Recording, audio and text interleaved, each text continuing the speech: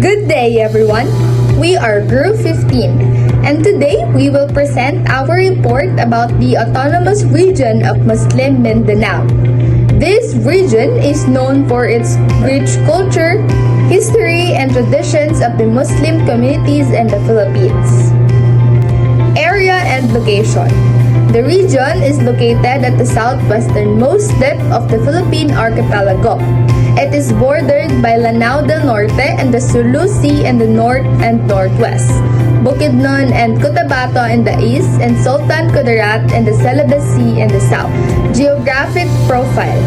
The region is known as the country's rice bowl because of its abundant rice fields. It is rich in minerals, forests, and aquatic resources. It rarely experiences typhoon and has a warm climate. People. The ARM is home to diverse cultural groups such as the Magindanaos, Maranaos, Badjaos, Tirirais, Tausogs, and Hama Mapuns. They mainly speak Tausog and Saman, but Cebuano and Tagalog are also used. As of 2007, the total population was 4,120,795. Political profile. The region is composed of the provinces of Lanao del Sur, Maguindanao, Sulu, and Tawi-Tawi. After the 2001 referendum, Basilan, except Isabela City, became part of the ARM. Marawi City also chose to be part of the region. Now let us move on to the next place, Basilan, with the capital Isabela de Basilan. Area and location. Basilan has a total land area of 1,379 square kilometers. It is bounded by Zamboanga del Sur in the north, the Mora Gulf in the east, and the Sulu Sea in the west, and the Mindanao Sea in the south. Geographic profile. The province is made up of main island of Basilan and 61 smaller islands. It is separated from Mindanao by a narrow strait, and the land is mostly volcanic and hilly. Now with the tourist attractions of Basilan. First is Balagtasan Waterfall. This waterfall helps power the Basilan hydroelectric plant. Second is Calon's Park or Shrine Lamitan, a tribute to Calon, a well-known Yakan leader. It is a popular place for relaxing and meeting locals. Next is Malamawi Island. This island is known for its lighthouse that guides ships and boats through the channel. It also serves as a traditional resting place for the Badjao and Samanluans Baguingge seafaring communities and is home to province's only lake. Next is Menzi Agricultural Foundation. This place is a plantation area where visitors can observe the production of rubber, coffee, black pepper, and African palm oil. It is currently managed by a local cooperative. Next is Museum of Lamitan. This serves as an information center about the development of Lamitan. It also showcases the culture of the Yakan people, including highlights of the Lami-Lamihan Festival. Palm Beach, Isabela is a coastal destination about 5 kilometers from the town hall. It is known as a good spot for snorkeling, swimming, and picnicking. Next is Plaza Rizal, Isabela. This plaza is a public plaza located between the capital and the cathedral in Isabela City. It is a popular place for walking and relaxing in the afternoon. The plaza has a statue of Jose Rizal, an open stage, and a relief map of Basilan and nearby islands. Next is Santa Isabel Cathedral. Santa Isabel Cathedral is a known modern Catholic church located in the town proper of Isabela City.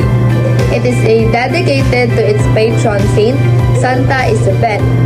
The cathedral is known for its simple but modern design and serves as an important place of worship for the local community.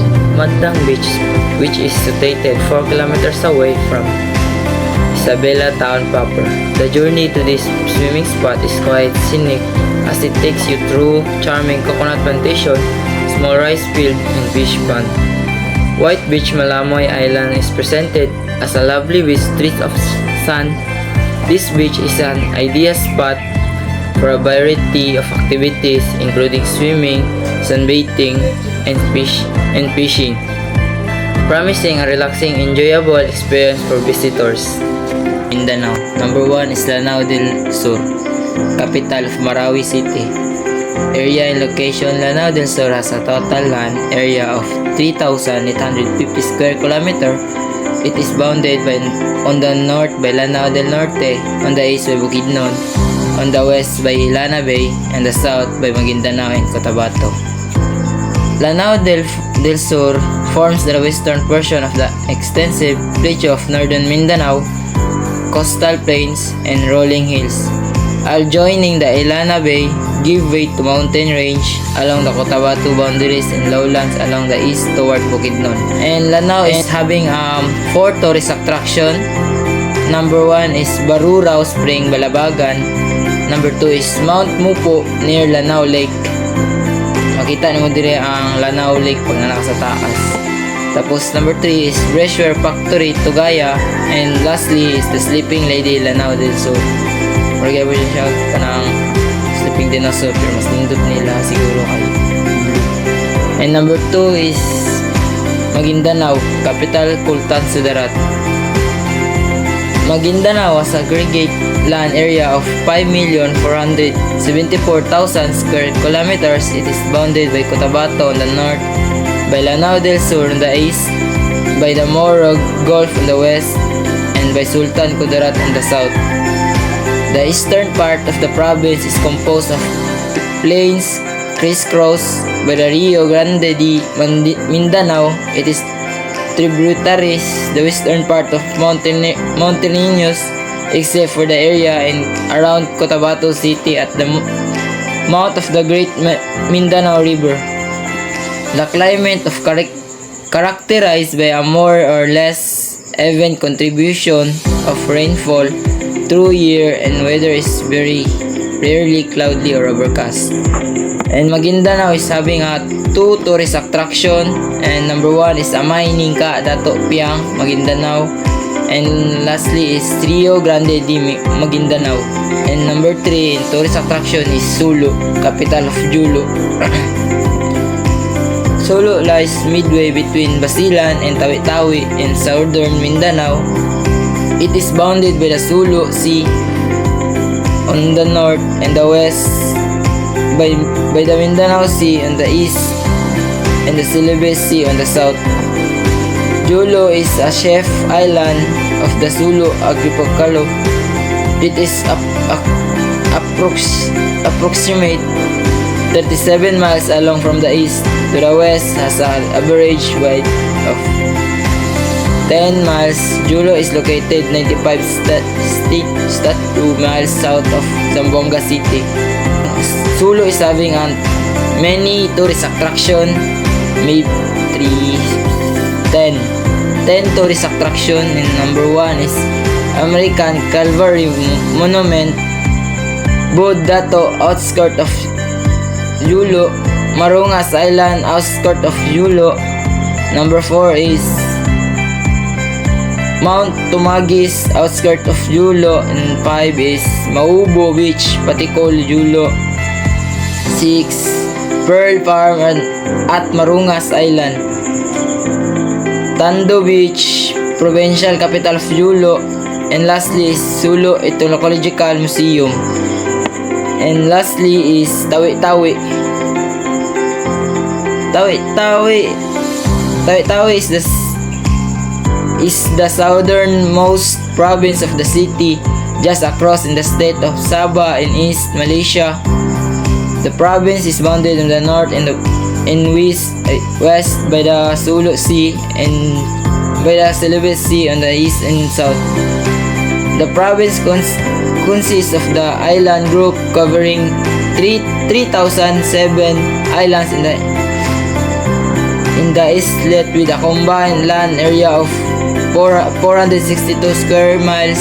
The Tawi-Tawi Island Group, including the island of Tawi-Tawi, Bungao, Simunol, Sibuto, and Sitangkay, The irregularly shaped island and the islet of a white sandy beach or rocky coast. Only light can pass through some of the sea trails. And Tawi-Tawi is having a more tourist attraction, 2, 4, 6, 7 tourist attraction. Number 1 is Bungaw Peak, Cagayan de Tawi-Tawi, Manok Mangkaw or Mosa, Provincial Capitol, Sitangkay Island, Tahing Beach, and lastly, the Turtle Island. Thank you for listening. I hope you learned something.